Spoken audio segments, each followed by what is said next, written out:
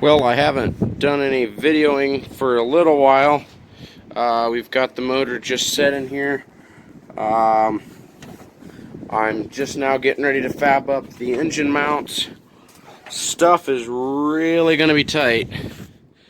The guy that I had been following doing one of these to a 2000 Ranger, and it looked like he had a little bit more room that I didn't realize. It's not going to be a big deal. We'll get through it. I mean, we're this far into it, we're going to have to do something. But yeah, I've got plenty of room in the back there for the vacuum pump and all that. And then what's really going to be tight is down here. There's the engine mount, pretty close to the block.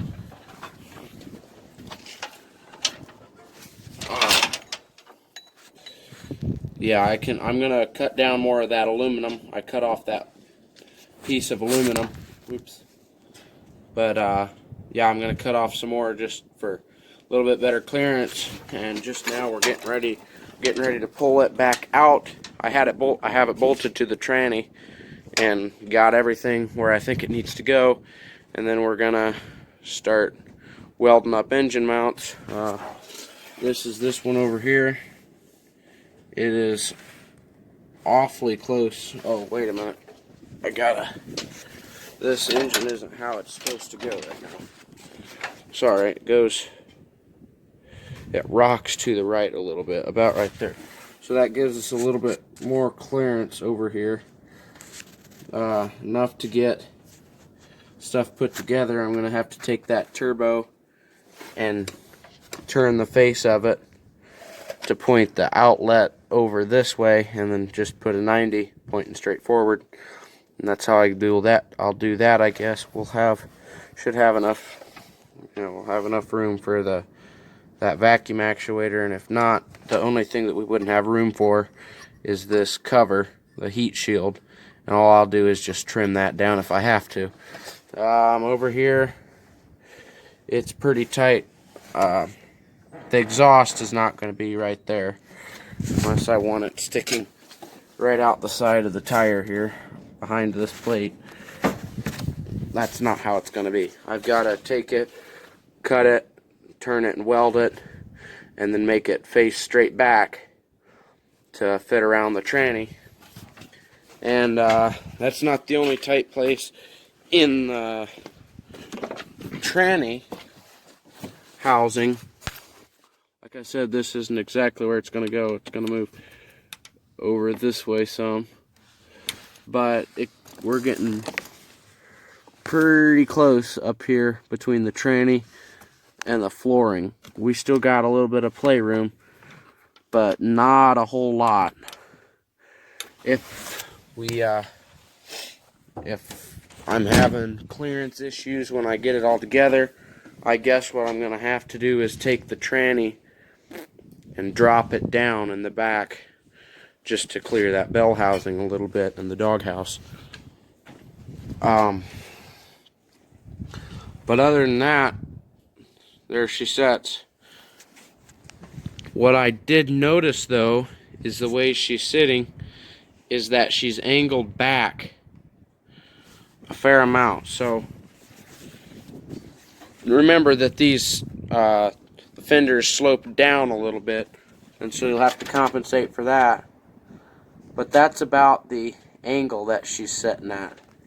I don't know what degree angle that is, but yeah, she's tilted pretty far back, and I'm kind of leery about that. I don't know, but there's really nothing I can do about it unless I put a body lift on the truck and then raise the back of the transmission up to compensate for it leaning back.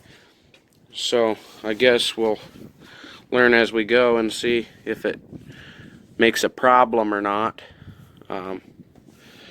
I hope it won't.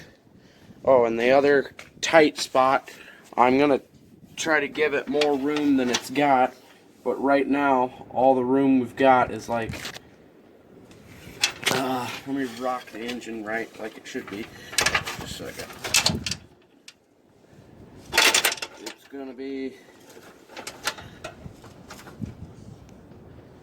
right like that. That's how much clearance we're going to have. About ½ inch of clearance, or maybe an inch of clearance underneath there. I'm going to mess around with where it sets when I start putting the engine mounts in, because I can always cut them, or cut my little, I'm just going to tack them together, tack the mounts together, and then move them around a little bit to figure out where they need to go. And at the end, then we'll just weld them all the way around. And yeah, hopefully she'll work out all right. And if she doesn't, well, we're gonna have to figure something out, because we're not full of options right now. Anyhow, so that's just what we're doing. I'm gonna pull the motor back off the tranny and pull it out, and then I'll start fabbing engine mounts, and that's about where I'm at right now.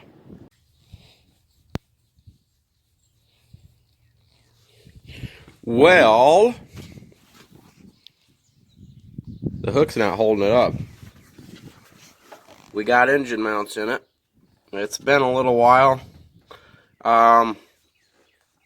Just took some cardboard and figured out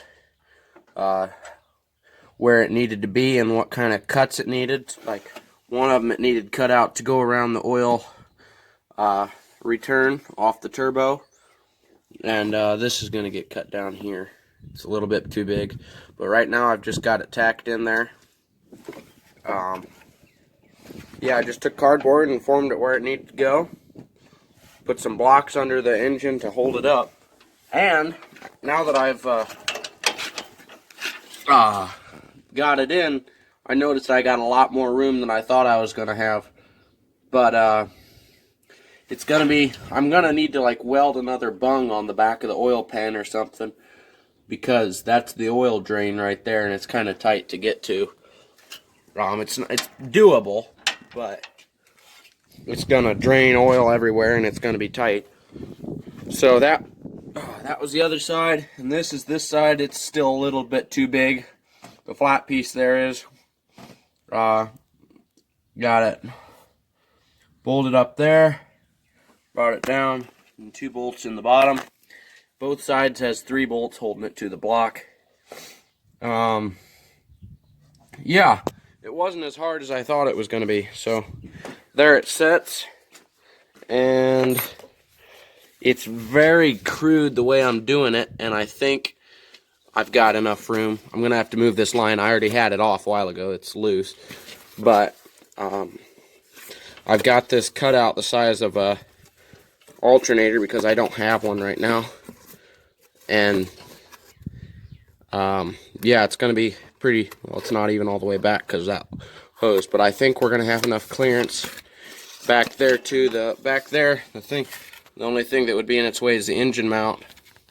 Then up here it's the corner of this box, and this hose is going to get moved. It's going to get bent up there, and it's this one here. It's going to get bent up and run into this back here. And then the high pressure line, which I've just got stuck right here, not hooked to anything, it's just stuck there. It's gonna have to get brought to right here on this banjo bolt. So what I've got to do is, where is it? I've got to find a way to take this kind of a hose and either cut it on the metal and like braze it together or something, or I don't know. I'm gonna have to figure out something, because I've got to join that tube and then this tube here, because what was on the Ranger was just one of these flange fittings, and so I'm gonna have to figure out something about that, but that shouldn't be too hard. Yeah, she's coming along right nice. Gotta get the fuel figured out, and that's not really my biggest worry right now, I guess. So I guess I was talking to somebody about how slanted the engine is backwards, and they said it's a no big deal. unless it was at such an angle that the connecting rods are slapping the oil. Then that takes power down, and it's just not really good for it. So there's the tranny. I had to take and move the cross member forward about 2 inches. You'll hear that one a lot, moving it forward 2 inches. So I just moved it forward 2 inches, and we got, I think, plenty of clearance. It's pretty tight up there at the top, up in front of that shifter, but it's still's got a little bit of play with it where it's not hitting anything. I can move it here by hand. So yeah, I'm pretty happy about that. Yeah,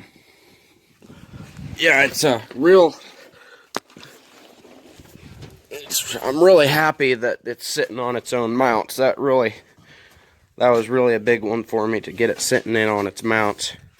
Turbo clearance. This is an aftermarket actuator, and so it's got a different shield on it, which is taller, and so it's pretty close to the mount.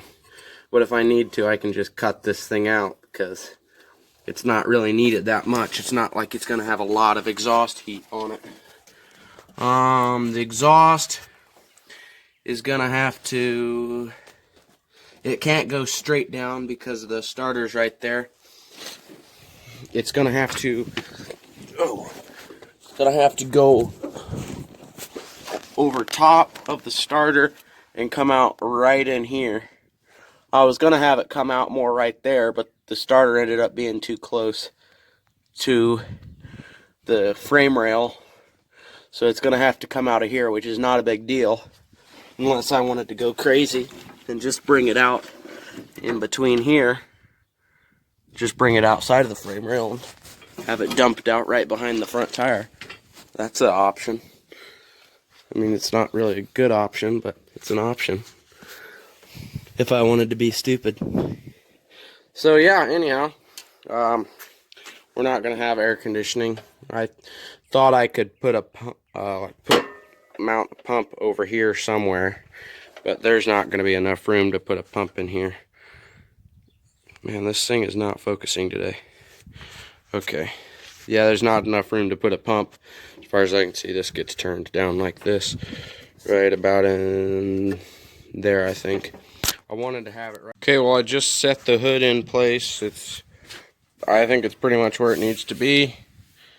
And then there's... let me get a light here.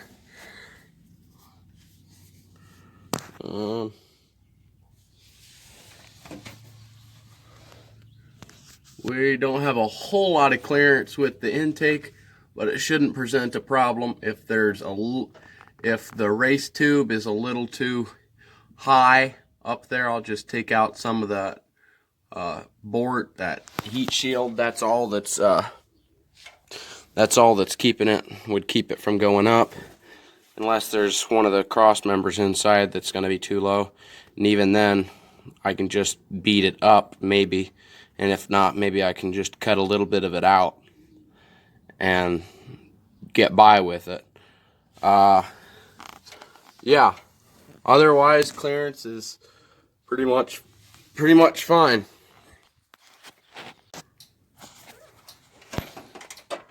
Starter 3.0.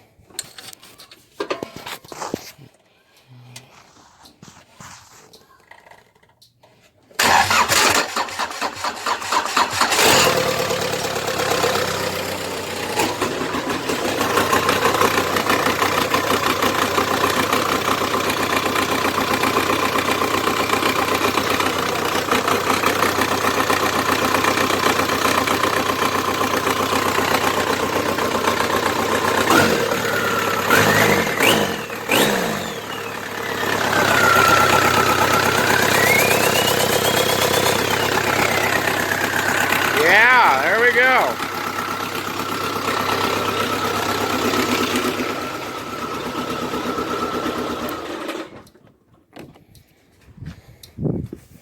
Well, she's running. It's been a little while since I videoed. Since then, I've got a race pipe. I changed the timing belt, torqued everything that I needed to down, torqued down the plate on the back, welded up engine mounts and painted them. I used the hole up there next to the turbo, oil return, then these two down here, one there and one, I guess you can't really see it, it's back in there anyhow. Yeah, that's that side. Let's see, I got all my wiring just kind of set out here, and there's some tight clearances on the alternator. Well, you can't really see it, but there's the other engine mount. Right now the engine is sitting too far back. It doesn't have a tranny on it. It's just resting against, back of it's just resting against the firewall while I was trying to start it here. I just have a simple fuel setup, just container hung high. I got a filter just to make sure nothing junk gets in there, and then I have something to catch the return. And if you're doing this, make sure you catch the return out of the fuel pump, because at first I didn't think it was gonna, I knew it was gonna push some out of the return, but I didn't think it was gonna be that much, and it just dumps out of that return. It pumps a whole lot and then doesn't use all of it. So yeah, anyhow, well, I am just really glad that it's running, because I didn't even know if this thing ran, because it's been, oh, what has it been? It's been like, oh, over 5 years that it's been set and not running. And so that's why it's running a little rough. And the other reason is because I've got the map sensor plugged in to the map sensor, but it's not seeing any pressure. And then probably some other things like the mass airflow sensor, it's not deleted yet. It's all I've done yet is just had the immobilizer deleted off the ECU. I haven't done any kind of tuning at all. So it's running on a stock tune with supposed to be the EGR, the ASV, and the map. It's supposed to still be there. The computer thinks it's still there. So I'm gonna have to do something. So I mean, I already know what I'm gonna do. I've got to call up, get on the internet and order a tune off of, I think I'm gonna go with Malone Tuning to tune this thing. It's gonna be, oh, about 400 and some bucks after a tune. I'm getting mobilizer, or not the immobilizer, I already did that. EGR, ASV, and MAF sensor deleted. I'm getting the other option for swap related deletes that gets rid of, like, so the computer doesn't keep looking for like the ABS module, which is not going to be hooked up to that computer. Mine is going to be still hooked up to my old computer. I'm going to leave the old computer in here, and so tells it to quit looking at that, and a couple other things, some missing things. And then let's see, I'm getting a stage, oh, I don't know, 3 tune, stage 3, stage 4, I don't know. The biggest thing is, between a stage 3 and a stage 4, a 3 you can keep the stock turbo, but you gotta get bigger injectors. A stage 4, you've got to get VNT 17 turbo off of a newer TDI. What is it, like the BEW or something like that? I can't remember the engine code. After I've been researching, I found out maybe I shouldn't have deleted the EGR, because the EGR, it runs through coolant, and so that'll warm your engine up sooner because it's warming up the coolant, which the coolant's supposed to be cooling it down, which it does, but it also warms up the coolant a little bit when it's cold. And so that makes the startup, it warms up quicker in the winter time. And I almost wish I would have had that, would have kept that, because it's kind of hard on motors just to have them running in the cold, or running when they're cold. After they get warmed up, they're fine, but especially diesels when they're cold. Mostly, I am just very excited that she runs. I was kind of doubting myself with all this wiring that I've done. I really did not trust that my wiring was actually going to work. So I'm kind of happy with myself that it's actually working. Yeah. Anyhow, we're going to keep putting stuff together until we can get her hooked up to tranny and drive shaft and have everything on and take her for a spin. That might not be for a little while, but I'm starting to get really anxious now that I've heard it run for the first time in forever, really, forever. I've never heard this thing run because I didn't get it until last year, and it's been sitting for over 5 years wrecked. So I had no idea if it even ran. And so this just really makes me really happy that it's actually running and that the finish line is within view. And she should go pretty smoothly from here. Alrighty.